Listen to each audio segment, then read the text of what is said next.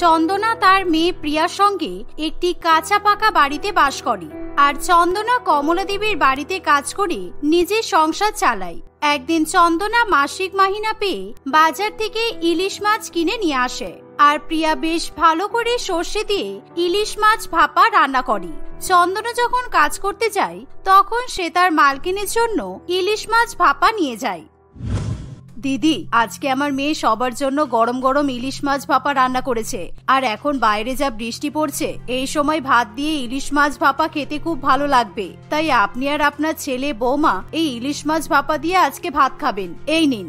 সেই ইলিশ মাছ ভাপা খেয়ে কমলা দেবী প্রিয়ার খুবই প্রশংসা করে আর চন্দনা খুশি মনে কাজ করতে শুরু করে দেয়। সেই সময় কমলা দেবী তার দুই ছেলে রিতম এবং রক্তিম আর রিতমের বউ শান্তনা সবাই মিলে ইলিশ মাছ ভাপা দিয়ে ভাত খায় আর তাদের এরকম ইলিশ মাছ ভাপা খেয়ে খুবই ভালো লাগে। বিশেষ করে কমলা দেবী এত ভালো ইলিশ মাছ ভাপা আগে কোনোদিনও খায়নি, তাই সে মনে মনে একটা সিদ্ধান্ত নেয়। তখনই কমলা দেবী চন্দনাকে ডেকে বলে, দেখ চন্দনা, তোর মেয়েকে দেখতেও সুন্দর আর তোর মেয়ে খুবই গুণবতী, তাই আমি চাই আমার ছোট ছেলের সঙ্গেই তোর মেয়ের বিয়ে দিতে। আমাদের টাকা পয়সার কোনো অভাব নেই, এছাড়া আমাদের বংশ অনেক উঁচু আর নাম করা, তাই আমার বাড়ির ছেলের সঙ্গে তোর মেয়ের বিয়ে দিতে আশা করি তোর কোনো সমস্যা নেই। চন্দনা কমলা দেবীর এমন কথা শুনে নিজের কানে বিশ্বাস করতে পারে না, কারণ তারা অত্যন্ত গরিব আর এরকম বড়লোক বাড়ির সঙ্গে সম্বন্ধ তৈরি করা তাদের সাধ্যের একেবারে বাইরে ছিল। তাই চন্দনা একটু কিন্তু করতে শুরু করে। কিন্তু দিদি, আপনারা তো অনেক বড় লোক আর আপনার ছোট ছেলে খুব ভালো চাকরি করে, তাহলে আপনার ছেলে আমার গরিব মেয়েকে কেন বিয়ে করবে বলুন তো? হ্যাঁ মা, চন্দনা কাকিমা একদম ঠিক কথাই বলেছে। আর চন্দনা কাকিমা আমাদের বাড়িতে বহু বছর ধরে কাজ করছে, আর শেষ পর্যন্ত তুমি ওর গরিব মেয়ের সঙ্গে আমার ছোট দেওরের বিয়ে দেবে?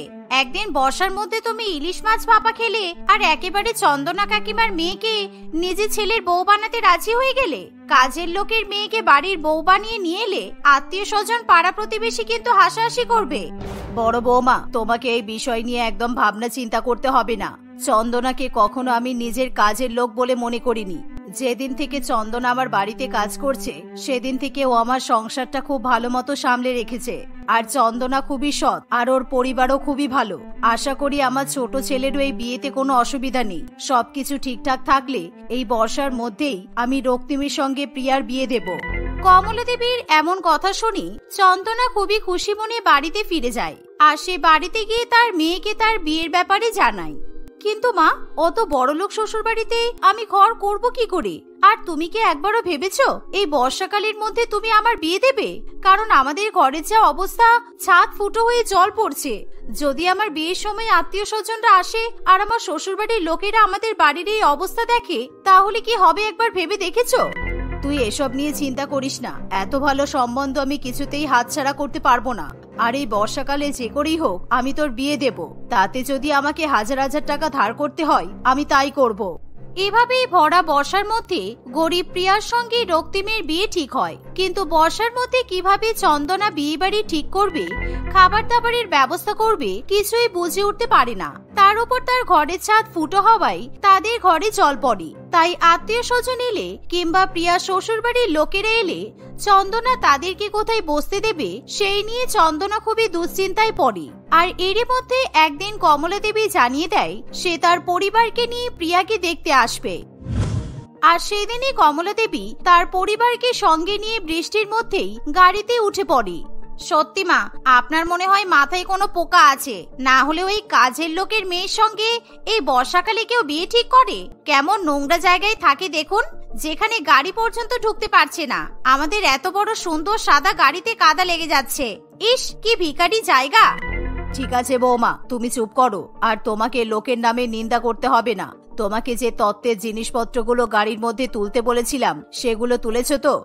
হ্যাঁ মা, সে আর বলতে, আপনি আমাকে বড় ইলিশ মাছ, কাতলা মাছ, মিষ্টি সবকিছুই নিতে বলেছিলেন। আমি গাড়িতে সব তুলে দিয়েছি। মা, আমি তোমার কথা মতো বড় ডিজাইনারের কাছ থেকে আমার হবু বউয়ের জন্য ওয়াটারপ্রুফ দামি বেনারসি শাড়ি আর তার সাথে দামি দামি গহনা পর্যন্ত বানিয়ে নিয়ে এসেছি, আর ওগুলো গাড়ির ডিক্কিতে রেখে দিয়েছি। এরকম ওয়াটারপ্রুফ দামি বেনারসি শাড়ির কথা শুনি বড় বৌমা শান্তনা একেবারে জ্বলে পুড়ে ওঠে, কারণ গরিবের মেয়ে তার বিয়ের দিন দামি ওয়াটারপ্রুফ বেনারসি শাড়ি পরবে এটা সে মেনে নিতে পারে না। আর কিছুক্ষণের মধ্যেই তারা গাড়ি নিয়ে চন্দনার ভাঙাচোরা বাড়ির সামনে গিয়ে উপস্থিত হয়। তারা ঘরের বাইরে দাঁড়িয়ে দেখে যে চন্দনার ঘরের চারিদিক থেকে জল পড়ছে। ঠিক এমন সময় চন্দনা এবং তার মেয়ে প্রিয়া ছাতা নিয়ে তাদেরকে ঘরের মধ্যে নিয়ে আসে আর কোনো মতে চেয়ারের উপর থেকে জল মুছে তাদেরকে বসার জায়গা করে দেয়। কমলা দেবী এবং তার দুই ছেলের এরকম গরিব পরিস্থিতি দেখে খুবই খারাপ লাগে, কিন্তু তখনও শান্তনা তাদেরকে অপমান করতে ছাড়ে না।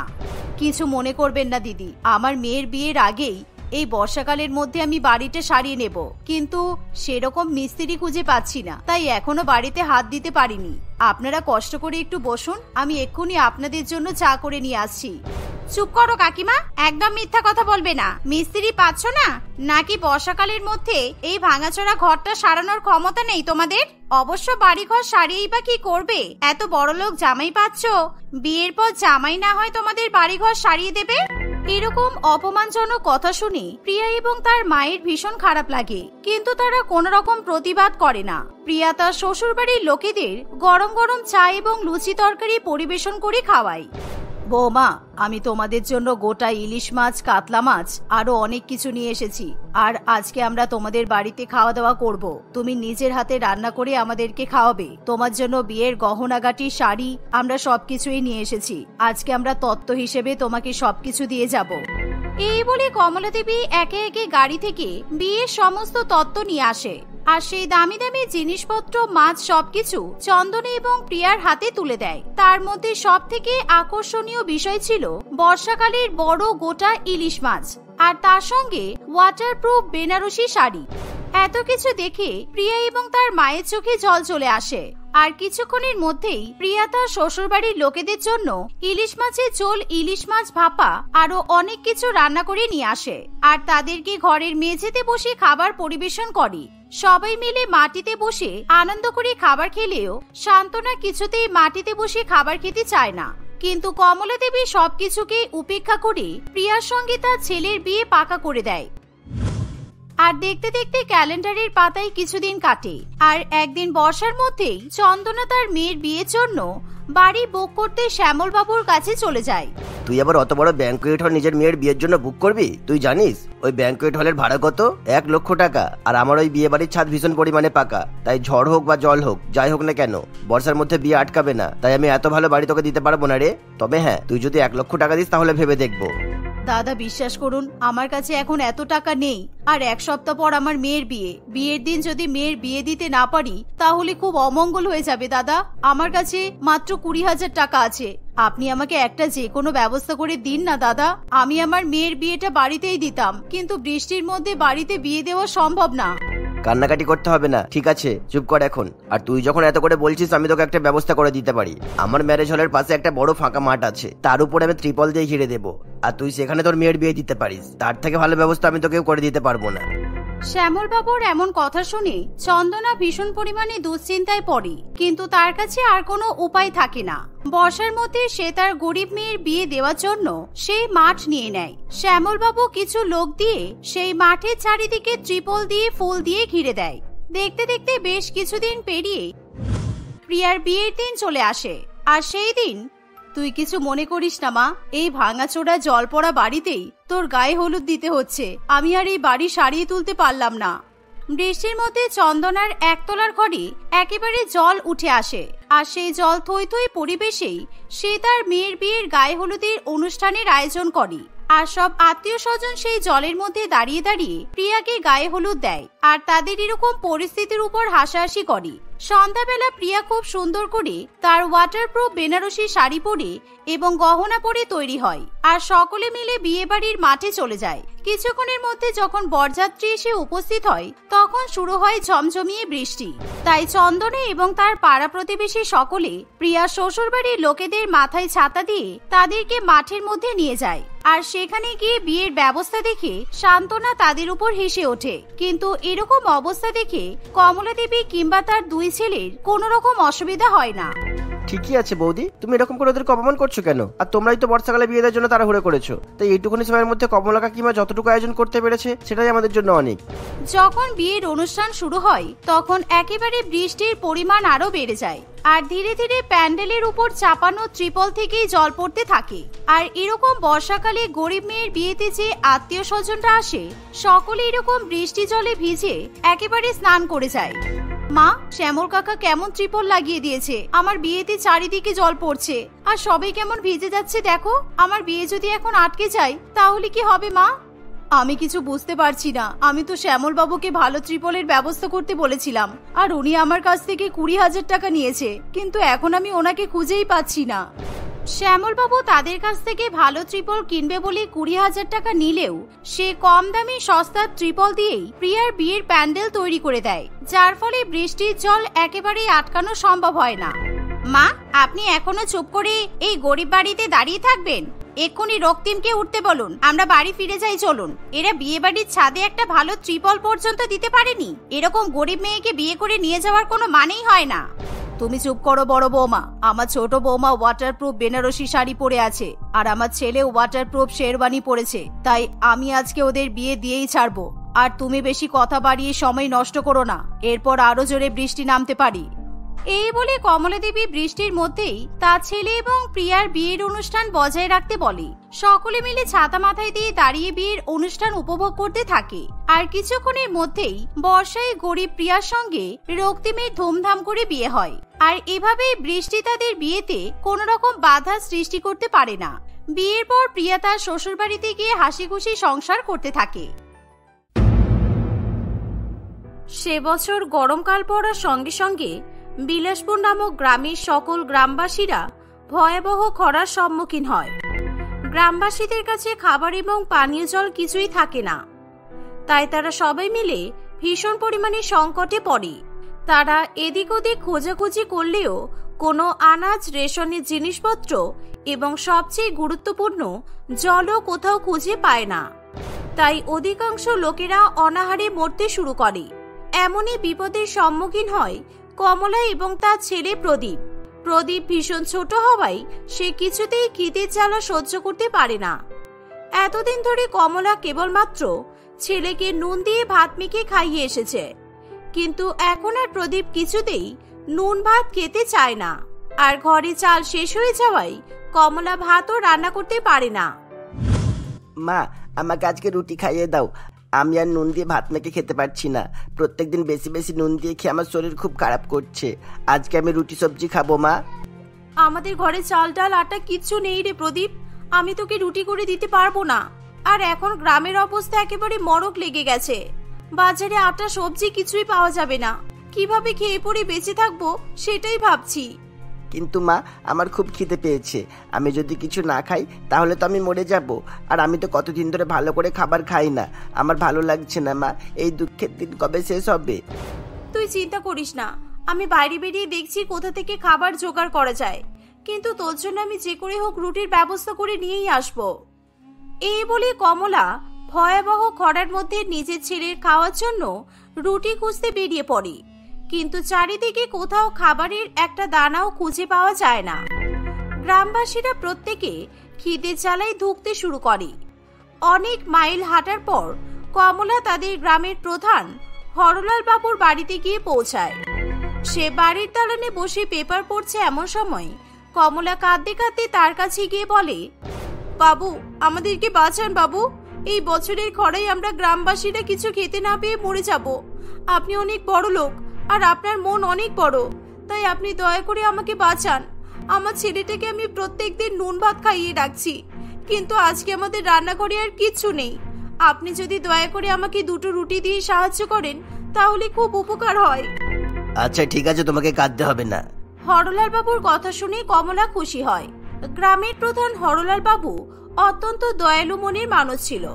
তার গ্রামের লোকেরা এরকম কঠিন সময়ে খাবার পাচ্ছে না বলে হরলাল বাবু নিজেও খাবার খায় না। তাই কমলা যখন নিজের ছোট ছেলের জন্য খাবার চাইতে আসে, এই দেখে হরলাল বাবুর চোখেও জল আসে।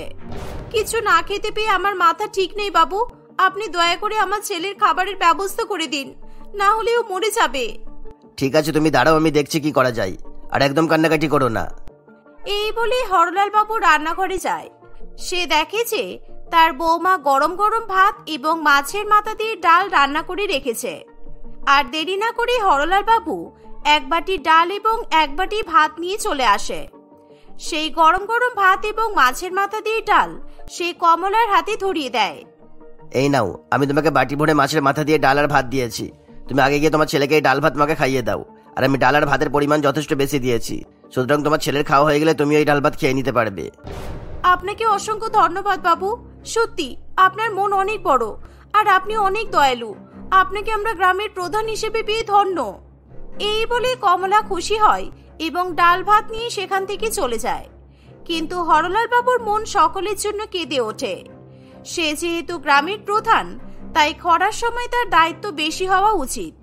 এই কারণে হরলাল বাবু নিজের ছেলে রতন এবং বৌমা মোনার কাছে যায়। রতন, আমি ভাবছিলাম গ্রামের মানুষদের এই কঠিন সময়ে আমাদের ওদের পাশে থাকা দরকার। আমি যদি এখন ওনাদেরকে উপকার করতে না পারি, তাহলে তো আমার প্রধান হয়ে কোনো লাভ নেই। এই দুর্ভিক্ষের সময় আমাদের গ্রামবাসীরা কিছু খেতে পারছে না, তাই আমার খুব কষ্ট হচ্ছে রে। খরার সময় তোমার গ্রামবাসীরা খেতে পারছে না, তাতে আমি কি করবো বাবা? আর তুমি এইসব কথাবার্তা আমাকে বলছো কেন? ওরা খেতে পারছে না বলে তুমি কি এখন তোমার সমস্ত সম্পত্তি ওদের উপর লুটিয়ে দিতে চাইছো? ওই গরিব ভিখারিগুলোর জন্য দেখছি তোমার মন তো একটু বেশিই কাঁপছে। এইরকম ভাবে কথা বলছিস কেন রতন? আমি সম্পত্তি লুটিয়ে দেওয়ার কথা একবারও বলিনি। বৌমা প্রত্যেকদিন রান্নাঘরে ভালো মন্দ রান্না করছে, আর আমাদের ঘরে রেশন কিংবা চাল ডাল আনাজপাতির কোনো কিছুরই অভাব নেই। তাই আমি চাইছিলাম এই কঠিন সময় আমাদের রান্নাঘরের দরজা গ্রামবাসীদের জন্য খুলে দিতে। আর বৌমা, তুমি যদি পারো তাহলে গ্রামের কৃষকদের গরিব মহিলাকে নিজের সাথে নিয়ে নাও, আর সকলে মিলে আমাদের রান্নাঘরে রান্না করো। তারপর আমরা সবাই একসাথে গ্রামবাসীদের সাথে বসে খাবার খাবো। কি? আমি আমার জমিদার বাড়ির রান্নাঘর ওই গরিব ভিখারিগুলোর জন্য খুলে দেব? আপনার মনে হয় মাথা পাগল হয়ে গেছে, তাই আপনি ডাক্তার দেখান। আমার বর কষ্ট করে রোজগার করে নিয়ে আসে, তাই আমরা রোজ ভালো মন্দ খাবার খেতে পারি। আমি ফ্রিতে এসব খাবার সবার মধ্যে বিলিয়ে দিতে পারবো না। হ্যাঁ, মনে ঠিক কথাই বলেছে। আর গ্রামের প্রধান তো তুমি, আমাদের উপরে সব ঝামেলা তুমি নিয়ে এসো না। সারা জীবন ওই গরিবগুলোকে খাওয়ানো আমাদের পক্ষে সম্ভব নয়। চলো, খুব খিদে পেয়ে গেছে, আমরা এখন খেয়ে নিই। তোর আর বৌমার মুখের বড় বড় কথা শুনে আমার খাবার হজম হয়ে গেছে, সুতরাং আমার খাবার কোনো দরকার নেই। আমার গ্রামবাসীরা যখন খেতে পাচ্ছে না, তখন আমিও খাবো না। তোরা গিয়ে খেয়ে নে। আর আমি সারা জীবন ওদেরকে খাওয়ানোর কথা বলিনি। আমি শুধু ভেবেছিলাম তোর অন্তত এই কঠিন সময় ওদের উপকার করবি, কিন্তু আমি ভুল ভেবেছিলাম। এই বলে হরলাল বাবু সেখান থেকে চলে যায়। গ্রামবাসীরা গরিব বলে তারা খাবার খেতে পারছে না, আর হরলাল বাবুর কাছে ক্ষমতা থাকতেও তার ছেলে এবং বৌমার জন্য সে কাউকে সাহায্য করতেও পারে না। কিন্তু আজকে যদি হরলাল বাবুর ছোট ছেলে রাহুল এবং রাহুলের বউ দেবাঞ্জনা সেই বাড়িতে থাকতো, তাহলে গ্রামবাসীকে হয়তো কোনো কষ্ট করতে হতো না। দেবাঞ্জনা রান্নাঘরে সবার জন্য রান্না করত, আর গ্রামবাসীরা সেই খাবার খেতে পারত। কিন্তু রাহুল বাবার অমতে গিয়ে দেবাঞ্জনাকে বিয়ে করে, তাই হরলাল বাবু এবং তার পরিবার দেবাঞ্জনা ও রাহুলকে বাড়ি থেকে তাড়িয়ে দেয়। আমাদের ছোট ছেলে আর ছোট বৌমাকে বাড়ি থেকে তাড়িয়ে আমি খুব ভুল করেছি। ওরা এখন এই গ্রামে একটা ছোট্ট করে ঘরে কষ্ট করে জীবন কাটাচ্ছে, আর এই খরার সময় কিভাবে খাবার খাচ্ছে কি জানি। অন্যদিকে রতন এবং মোনা কিছুতেই বাবার এরকম দয়ালু স্বভাব পছন্দ করতে পারে না। তারা হরলাল বাবুর নামে নিন্দা করতে শুরু করে দেয়। তোমার বুড়ো বাপ নিজেকে কি মনে করে শুনি? উনি আমাকে গ্রামের গরিবদের জন্য রান্না করার অর্ডার দিচ্ছেন। ওনার যদি এত ইচ্ছা হয়, তাহলে রান্নাঘরে গিয়ে নিজেই রান্না করুক না কেন? আরে তুমি এত চাপ নিচ্ছ কেন? আমি তখন তো বাবার মুখের ওপরেই বলে দিলাম যে তুমি কারোর জন্য রান্না করতে পারবে না। আসলে বাবার বয়স হয়েছে, তাই মনে হয় বুদ্ধি ভ্রষ্ট হয়ে গেছে। ভেবেছিলাম যে ছোট ভাইকে তাড়িয়ে সব সম্পত্তি নিজের নামে লিখিয়ে নেব, কিন্তু বাবা এখন সমস্ত সম্পত্তি বিক্রি করে ওই গরিবগুলোকে খাওয়ানোর পরিকল্পনা করছে মনে হয়। তার আগে তোমার বাবাকে বিষ খাইয়ে মেরে দিতে হয়, অসভ্য লোক একটা। এভাবেই দেখতে দেখতে কিছুদিন কাটে। গ্রামের পরিস্থিতি আরো ভয়াবহ হয়ে ওঠে। একদিন একটি বয়স্ক বৃদ্ধা কাঁদতে কাঁদতে খাবারের জন্য হরলাল বাবুর কাছে আসে, কারণ সে কমলার কাছে শুনেছে যে হরলাল বাবু তাকে খাবার দিয়ে সাহায্য করেছে। বাবা, আমাকে দুটো রুটি দেবে? কিছুদিন ধরে পেটে খাবার পড়িনি, আমি শুনেছি তুমি কমলাকে খাবার দিয়ে অনেক উপকার করেছো, তাই তুমি যদি আমাকে 2টো রুটি আর জল দিতে তাহলে আমি খেয়ে প্রাণে বেঁচে যেতাম। হ্যাঁ দাঁড়াও, আমি এক্ষুনি তোমাকে খাবার নিয়ে এসে দিচ্ছি। এই বলে হরলাল বাবু রান্নাঘরে চলে যায়। তখন মোনা সবেমাত্র গরম গরম রুটি এবং আলুর দম রান্না করে নামিয়ে রাখে। হরলাল বাবু তার কাছে রুটি চাইলে মোনা ভীষণ পরিমাণে রেগে যায়। আমি অনেকবার আপনাকে বলেছি যে আমার দ্বারা এসব গরিব সেবা করা হবে না, আর আমি সকলের জন্য গুণাগুন্তি করে রুটি করেছি, তাই আমি আপনাকে একটা রুটিও দিতে পারবো না। বৌমার কথা শুনে হরলাল বাবুর ভীষণ খারাপ লাগে। সে ছোট মুখ করে বাড়ির বাইরে যায়। সে কিছুতেই ওই বৃদ্ধা মহিলাকে খাবার দিয়ে উপকার করতে পারে না। আমাকে ক্ষমা করে দিও, আমার বৌমার বড়লোক রান্নাঘরে তোমার মতো গরিব বৃদ্ধার জন্য 2টো রুটি হবে না, তাই বৌমা আমাকে রান্নাঘর থেকে বের করে দিল। ঠিক আছে বাবা, তুমি কিছু মনে করো না। তোমাদের কাছে খাবার চাইতে আসলাম বলে, আর চারপাশ ঘুরে দেখি যদি রুটির ব্যবস্থা করতে পারি। এই বলে সেই বৃদ্ধা সেখান থেকে চলে যায়। গ্রামের প্রত্যেকেই অন্যের অভাবে ভীষণ পরিমাণে কষ্ট পেতে থাকে। এমনকি হরলাল বাবুর ছোট ছেলে রাহুল এবং দেবাঞ্জনার কুড়ে ঘরেও রেশন প্রায় শেষ হয়ে আসে। রাহুল, আমাদের ঘরে তো চাল ডাল কিচ্ছু নেই, যা ছিল এই কদিন ধরে রান্না করে ফেলেছি, আর গ্রামে যে কজন লোককে পেয়েছি তাদেরকে রান্না করা খাবার খাইয়েছি, কিন্তু এবার আমরা কি খাবো রাহুল? তুমি চিন্তা করো না, আমাদের যে দুর্দিন এসেছে তাতে এখন ঈশ্বরই ভরসা, কারণ আমাদের জমানো টাকা আর আমাদের কাজের টাকা সব শেষ হয়ে গেছে। সুতরাং আমি আর বাজার করতে পারছি না, তাই চলো সবকিছু ঈশ্বরের ভরসাই ছেড়ে দিই। এই বলে তারা দুজনে মিলে ঈশ্বরের কাছে প্রার্থনা করতে থাকে। তারা দুজনে সারাদিন কিছু না খেয়ে রাত্রিবেলাতে ঘুমিয়ে পড়ে। পরের দিন সকালবেলা ঘুম থেকে উঠে দেবাঞ্জনা যখন রান্নাঘরে যায়, তখন সে যা দেখে দেবাঞ্জনা নিজের চোখে বিশ্বাস করতে পারে না। রাহুল, তাড়াতাড়ি বাইরে এসো, দেখে যাও রান্নাঘরে কি হয়েছে। রাহুল তাড়াতাড়ি করে রান্নাঘরে যায়। সে দেখে যে রান্নাঘরের প্রত্যেক কোণায় চালের বস্তা, ডালের বস্তা, সবজির বস্তা এবং অন্যান্য জিনিসপত্র রাখা আছে। এই দেখে তারা দুজনে ভীষণ পরিমাণে অবাক হয়। দেবাঞ্জনা কিছুতেই বিশ্বাস করতে পারে না যে তার মতো গরিব বউয়ের রান্নাঘরে এত জিনিসপত্র থাকতে পারে। ঈশ্বর তোমার কথা শুনে নিয়েছে দেবাঞ্জনা। আমার মনে হয় উনি রাত্রিবেলা এসে তোমার রান্নাঘরে সব জিনিসপত্র রেখে গেছেন, তাই তুমি তাড়াতাড়ি করে সবকিছু রান্না করো। তারপর আমি গ্রামের দুঃখী গ্রামবাসীকে ডেকে আমার বাড়িতে খাবার খাওয়াবো। সেই ছোটবেলা থেকেই বাবা আমাকে এরকম ভাবে সবার উপকার করতে শিখিয়েছেন। তুমি যাই বলো না কেন রাহুল, আমার মনে হয় না ঈশ্বর নিজে এসে সবকিছু রেখে গেছেন, কারণ এটা বাস্তবে হতে পারে না। হ্যাঁ, উনি হয়তো আমাদের আশীর্বাদ করেছেন, তবে এটা একটা মানুষের কাজ, কারণ দেখো রান্নাঘরে পায়ের ছাপ আছে। ওসব কথা পরে ভাবা যাবে, আগে তুমি রান্না করো। দেবাঞ্জনা এবং রাহুল গ্রামের সবাইকে খাবার খাওয়ানোর জন্য বড় বড় কড়াইতে করে ডাল ভাত সবজি রান্না করে। অনাহারের কবলে পড়ে কষ্ট পাওয়া গ্রামবাসীরা কুড়ে ঘরে বসে খাবার খেয়ে অনেক শান্তি পায়। পরের দিন সকালবেলা ঘুম থেকে উঠে দেবাঞ্জনা আবার দেখে যে রান্নাঘরে সমস্ত জিনিসপত্র রাখা আছে। এভাবেই তারা প্রত্যেক দিন গ্রামের দুঃখী মানুষদের খাবার খাওয়াতে থাকে। একদিন দুজনে মিলে মনে মনে ঠিক করে যে রাত্রিবেলা তারা ঘুমিয়ে থাকার অভিনয় করবে, আর সেই সুযোগে কে এসে তাদের রান্নাঘরে জিনিসপত্র রেখে যায় সেটা তারা দেখবে। মাঝ রাত্রিবেলা দেবাঞ্জনা এবং রাহুল রান্নাঘরে একটি পায়ের আওয়াজ শুনতে পায়। তাড়াতাড়ি করে তারা উঠে রান্নাঘরে যায়। তারা দুজনে দেখে যে একটা লোক কাঁধে করে চাল ডাল এবং সবজির বস্তা রেখে দিচ্ছে। আপনি কে? আর আপনি কার কথাই আমাদের রান্নাঘরে এসে এত খাবারের জিনিসপত্র রেখে যাচ্ছেন? আর আপনি নিজের মুখ ঢেকে আছেন কেন? কি হলো? সেই কখন থেকে চুপ করে দাঁড়িয়ে আছেন, আর প্রত্যেকদিন এভাবে আমাদের রান্নাঘরে এসে আপনি খাবারের জিনিসপত্র রেখে যাচ্ছেন। আমি জানি আপনি আমাদের অনেক উপকার করছেন, আর তার সাথে গ্রামবাসীরও উপকার হচ্ছে, কিন্তু আমাদের তো জানা দরকার যে আপনি কে, তাই আপনি আপনার পরিচয় দিন। দেবাঞ্জনা এবং রাহুল হরলাল বাবুকে সেখানে দেখে দুজনেই ভীষণ পরিমাণে অবাক হয়। আমি জানি না তোমাদেরকে না জানিয়ে তোমাদের গরিব রান্নাঘরে এসে খাবারের জিনিসপত্র রেখে যাওয়াটা ঠিক কিনা, কিন্তু আমার এই কাজ করার ফলে গ্রামের সকল মানুষেরা খেয়ে পড়ে বেঁচে আছে। তা না হলে এই দুর্ভিক্ষের সময় ওরা না খেয়ে মরে যেত, আর ওদেরকে উপকার করার মতো আমার কাছে একটা রাস্তাই ছিল, তাই তোমরা কিছু মনে করো না। না না বাবা, আপনি কোনো ভুল কাজ করেননি। আপনার দেওয়া জিনিসপত্র দিয়ে আমরা প্রত্যেকদিন সবাইকে রান্না করে খাইয়েছি, আর এভাবে ভবিষ্যতে সবাইকে আমরা রান্না করে খাওয়াবো। হরলাল বাবুর বড়লোক বড় ছেলে এবং বড় বউ এই পরিস্থিতির কথা শুনে ভীষণ পরিমাণে লজ্জা পায়। বড় বউয়ের বড়লোক রান্নাঘরে গরিব লোকেদের খাওয়ার জন্য জায়গা না হলেও ছোট বউয়ের রান্নাঘরে প্রায় প্রত্যেক দিন 100 থেকে 200 গ্রামবাসী বসে আরাম করে খাবার খায়। এভাবেই সকলে মিলে একত্রিত হয়ে নিজেদের কঠিন পরিস্থিতি কাটিয়ে দেয়।